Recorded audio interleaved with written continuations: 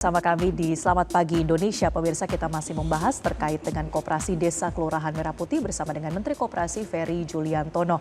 Pak Ferry, apa sebetulnya tantangan terbesar dalam membentuk sampai mungkin nanti ke depannya mengelola Koperasi Desa Merah Putih? Karena ini merubah mindset dari objek, dari penerima manfaat menjadi subjek, sekarang mereka punya badan usaha, menjadi pelaku ekonomi, itu memang harus didampingi, dilatih. Dan kemudian juga masyarakat desa itu yang sarjana memang hanya 5%, Mbak. Gitu. Terus kemudian juga angka anak muda ya, usia produktif itu 45%. Jadi memang ini tantangan buat kita, buat kami gitu, untuk nge-push, untuk mempercepat proses peningkatan kapasitas mereka untuk bisa mulai berubah mindsetnya untuk menjadi subjek ekonomi, dan kemudian mereka juga harapannya nanti koperasi desa tadi yang saya sebutkan ada 80.000 retail modern. Jadi dari sisi penyerapan lapangan pekerjaan, kalau satu koperasi desa Kelurahan Merah Putih bisa nyerap 20 orang sebagai pengurus, pengelola, manajer dari koperasi desa Kelurahan Merah Putih, itu kan 80.000 kali 20 orang itu udah 1,6 juta. Belum lagi kalau ada masyarakat di desa itu yang menjadi anggota. Rata-rata usia dewasa di setiap desa itu ribuan lah, 4 ribuan. Tapi kita ambil angka yang konservatif 500 orang itu, berarti kalau 80.000 kali 500 orang lah gitu. Itu kan udah 40 jutaan. Bagaimana meyakinkan orang-orang tadi, Pak, untuk kemudian bisa bergabung dengan Koperasi Desa Merah Putih, untuk kembali ke desa? Minggu depan kami di Kementerian Koperasi, saya dengan Pak Menteri Sosial juga mendorong agar penerima manfaat, khususnya yang penerima bantuan pangan tunai dan bantuan sosial yang lainnya, itu didorong untuk menjadi anggota Koperasi Desa Kelurahan Merah Putih. Jadi mereka bisa beli barang-barangnya di koperasi desa, dan setiap akhir tahun mereka mendapatkan manfaat dari sisa hasil usaha dari koperasi desa Kelurahan Merah Putih itu, sehingga mereka akan dapat tambahan pendapatan dari situ.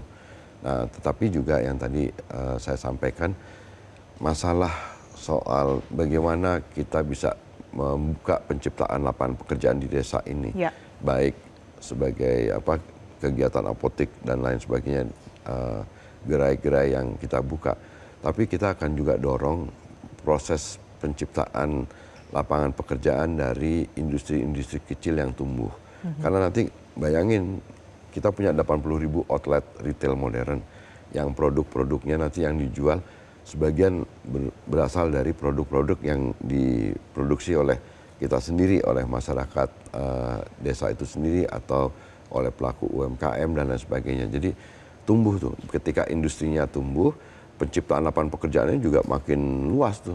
Dan akhirnya harapannya yang Presiden ingin ada penciptaan lapangan pekerjaan, ada pertumbuhan ekonomi di desa, harap secara agregat nanti pertumbuhan ekonomi nasionalnya juga bisa mencapai 8%. Ini daripada kita tidak melakukan hal ini sekarang, nanti khawatirnya adalah desa-desa akan terjadi arus urbanisasi yang besar-besaran, masyarakat atau anak-anak muda dari desa ke kota-kota besar mencari lapangan pekerjaan. Cara menahan laju itu ya, Pak? Iya, kalau enggak nanti persentasenya makin kecil terus, nanti desa-desa khawatirnya diisi oleh orang-orang tua semua. Gitu. Baik, singkat saja Pak Ferry, untuk tantangan seperti infrastruktur listrik, komunikasi atau internet, ini masih menjadi kendala tidak Pak dalam membangun koperasi? Masih ada. Akhirnya kami di Kementerian Koperasi juga melakukan rapat dengan pihak PLN, dengan pihak Pertamina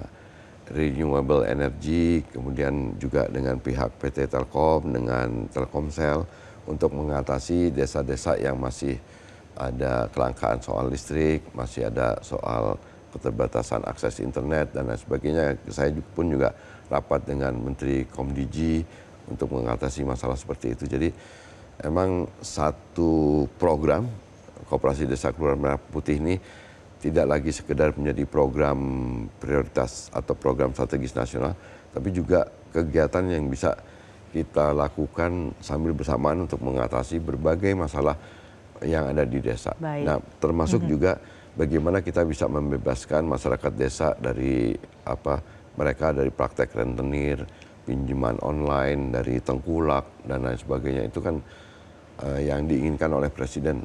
Bagaimana sekarang kita juga harus aware dengan masyarakat yang ada di desa gitu. Ini sesuai dengan asal citanya Bapak Presiden. Asal cita nomor 6, pembangunan itu harus dimulai dari bawah dan dari desa. Nah, disinilah kita bisa mengatasi berbagai masalah yang mendasar yang mudah-mudahan nanti bisa membawa kembali koperasi berperan besar di dalam perekonomian nasional. Gitu. Kita tentu harapkan apa yang jadi cita-cita dalam program ini kemudian bisa tercapai begitu ya di tengah berbagai tantangannya. Dan dukungannya. Baik, terima kasih Pak Ferry Juliantono, Menteri Koperasi Republik Indonesia sudah bergabung di Selamat Pagi Indonesia. Jelajahi cara baru mendapatkan informasi. Download Metro TV Extend sekarang.